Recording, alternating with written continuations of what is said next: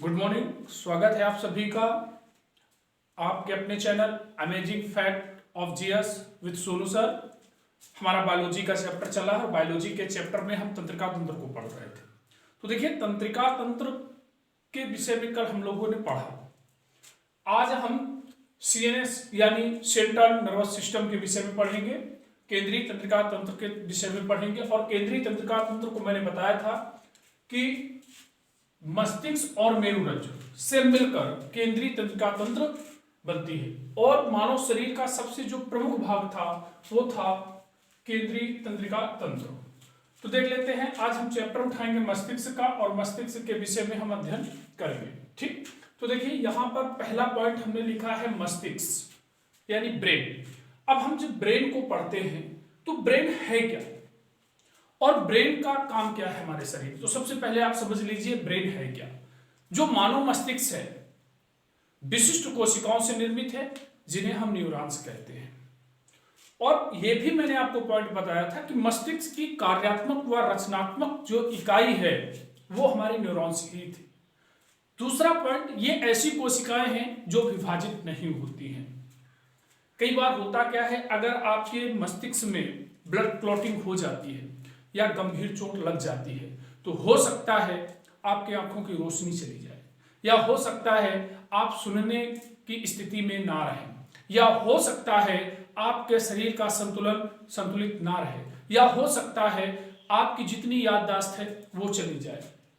इस बिहाफ पर हम कह सकते हैं कि मानव शरीर का अगर कोई अंग सीपीयू कहलाता है तो वो कहलाता है मस्तिष्क, वो कहलाता है ब्रेन। अब देखो, ब्रेन को कितने भागों में बांटा गया है, तो मस्तिष्क को 3 भागों में बांटा गया है। नंबर 1 अग्र मस्तिष्क, जिसे हम फोर ब्रेन भी कहते हैं, और इसे हम प्रोसेंसर भी कहते हैं, ये देखिए लिखा हुआ है। दूसरा एक होता है मध्य मस्तिष्क, मध्य मस्तिष्क। अब हम मध्य मस्तिष्क को मिड ब्रेन भी कहते हैं और मीसेनसेफलॉन भी कहते हैं, मीसेनसेफलॉन भी कहते हैं। अब अंतिम आपका बचता है पश्च मस्तिष्क। इस पश्च मस्तिष्क को रोहम्बेनसेफलॉन कहा जाता है, रोहम्बेनसेफलॉन कहा जाता है, या इसे हम हाइंड ब्रेन भी कहते हैं। बहुत आसान है, आसान भाषा में आप सीख सकते हैं। अग्र मस्तिष्क ये हमारा ध्यान रखिएगा, अग्र मस्तिष्क, इसी को हम प्रामस्तिष्क भी बोलते हैं। कई बार आपकी योग प्रामस्तिष्क के रूप में मिल जाएगा। ठीक, प्रामस्तिष्क में देखिए भैया हम भाग इसके बांट रहे हैं, एक सेरिब्रम आपको मिलेगा और दूसरा डायनसेफलॉन मिलेगा। तो जो आपको सेरिब्रम मिलेगा ये प्रामस्तिष्क के रूप में मिलेगा। अब देखिए जो पश्चिम भाग है, जो पश्चिम भाग है, इसे हम अनुमस्तिष्क के रूप में भी जानते हैं, इसे हम अनुमस्तिष्क के रूप में भी जानते हैं। तो देखिए सेरिब्रम और डायनसेफलॉन ये 2 भाग हमें उठाने हैं। ठीक है, आज हम देख रहे हैं हमारा अग्र मस्तिष्क। तो आप सभी को मालूम होगा, आप इस मस्तिष्क के डायग्राम को देख लीजिए। मस्तिष्क 2 गोलार्धों में बटा है। कई बार ये क्वेश्चन देखने को मिल जाता है कि यदि किसी व्यक्ति में दायां पक्ष लकवाग्रस्त हो जाता है, यदि किसी व्यक्ति के शरीर का दायां पक्ष लकवाग्रस्त हो जाता है तो उसके कौन से मस्तिष्क के भाग पर क्षति पहुंची है। तो जस्ट अपोजिट आपको चीजें याद रखना है। अगर वो दायां बोलता है तो उसका बायां मस्तिष्क कहीं क्षतिग्रस्त हुआ है, और अगर वो बायां बोलता है तो उसका दायां मस्तिष्क क्षतिग्रस्त हुआ है। तो छोटी छोटी चीजें थी इसमें।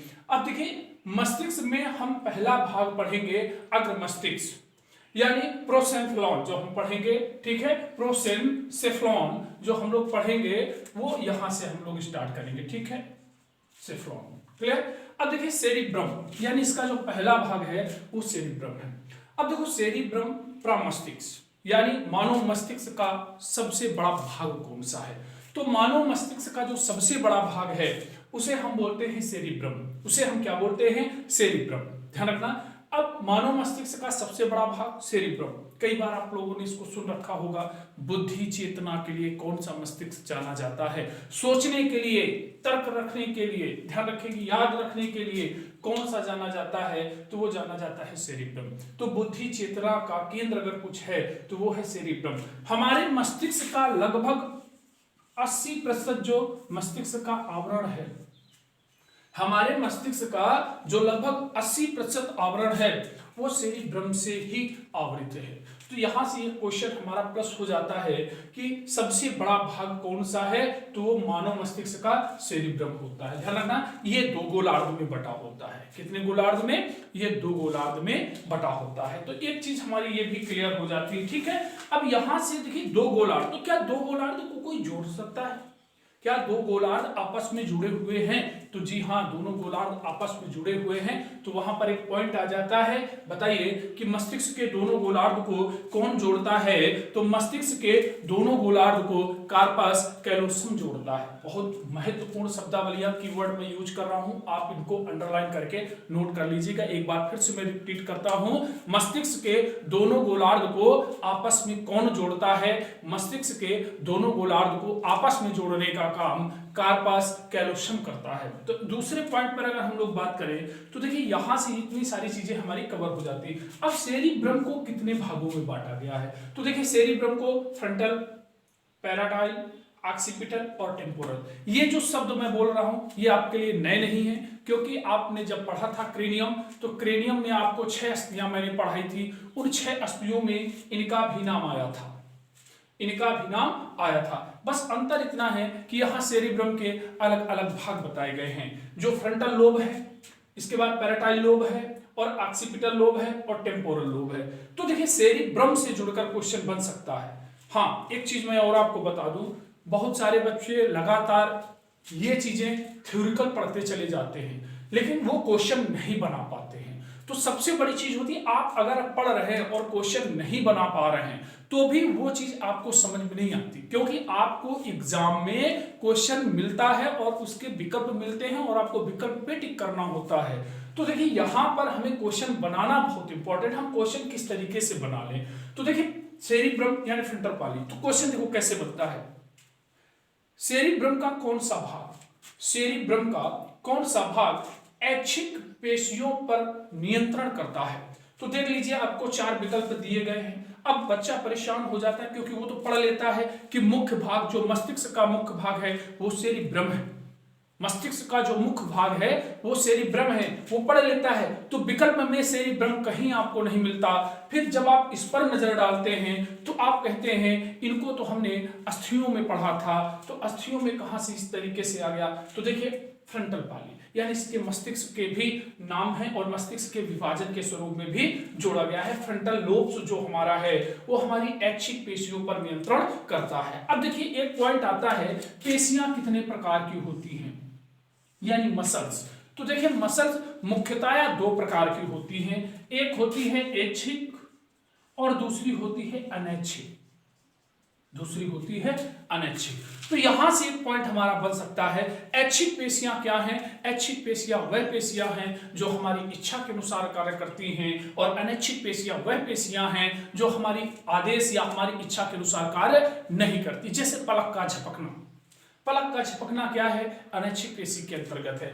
अब इन्हीं पेशियों के अंतर्गत एक पेशी और आती है जिसे आप बोलते हो हृदय पेशी, यानी हृदय पेशी। ध्यान रखिएगा, तो पेशियां 3 प्रकार की हैं, ऐच्छिक, हृदय और अनैच्छिक। मुख्यतया ये 2 ही प्रकार की होती है। अनैच्छिक और ऐच्छिक का एक सबसे बड़ा अंतर होता है कि ऐच्छिक पेशियां कुछ क्षण के बाद थकान महसूस करती हैं, जबकि अनैच्छिक पेशियां थकान महसूस नहीं करती हैं। बच्चों क्वेश्चन कई बार आपको देखने को मिला है कि क्या कारण है, क्वेश्चन कई बार आपको देखने को मिलता है कि क्या कारण है कि कुछ क्षण बाद ऐच्छिक पेशियां थकान महसूस करती हैं, या कौन से अम्ल की उपस्थिति के कारण ऐच्छिक पेशियां थकान महसूस करती हैं। तो यहां पर आपको जवाब देना होता है लैक्टिक अम्ल के कारण पेशियां थकान महसूस करती हैं। अब देखिए अगर हम ऐच्छिक और अनैच्छिक की बात करें तो लैक्टिक अम्ल इसमें नहीं पाया जाता, लैक्टिक अम्ल इसमें नहीं पाया जाता। तो हमारा यहां से ये पॉइंट जो था वो कवर हो गया। अब इसके बाद अब हम आगे थोड़ा सा बढ़ते हैं। तो देखिए ऐच्छिक हो गया, हृदय हो गया और अनैच्छिक हो गया। तो ऐच्छिक पेशियों का अगर कोई नियंत्रण करता है तो वो करता है हमारा फ्रंटल पाली। ठीक है, अब दूसरी चीज हमको देखना है पैराटाइल। हमने आपको बताया था मस्तिष्क में जब आप क्रेनियम पढ़ रहे थे तो क्रेनियम में जो अस्थि थी वो जो हमारी पैराटाइल थी, ये पैराटाइल का कार्य क्या होता है? तो देखिए स्पर्श, यानी अगर आपकी त्वचा पर कोई स्पर्श करता है तो एक संकेत मस्तिष्क में जाता है और हमें ये एहसास होता है कि हमें कोई स्पर्श कर रहा है।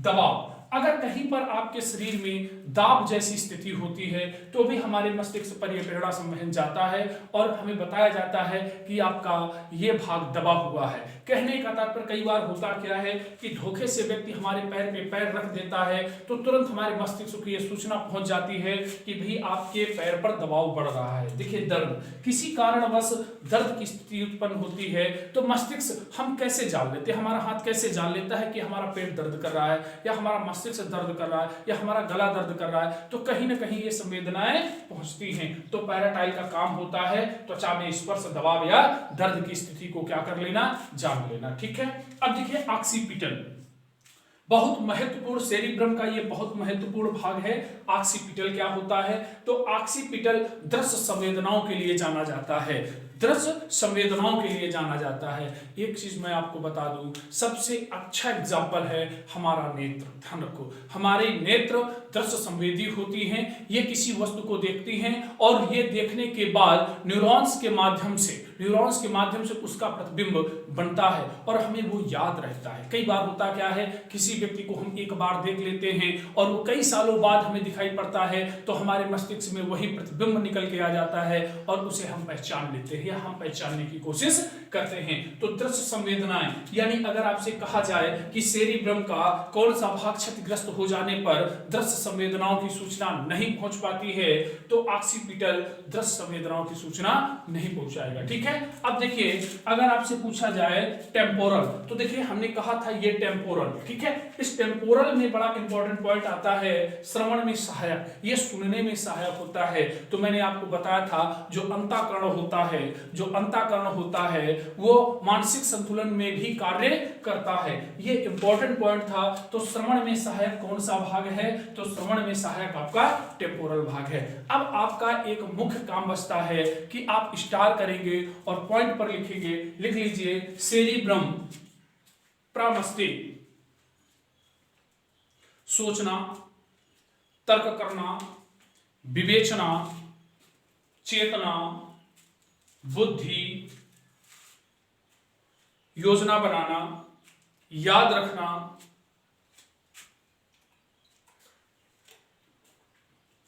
आदि का कार्य करता है, आदि का कार्य करता है,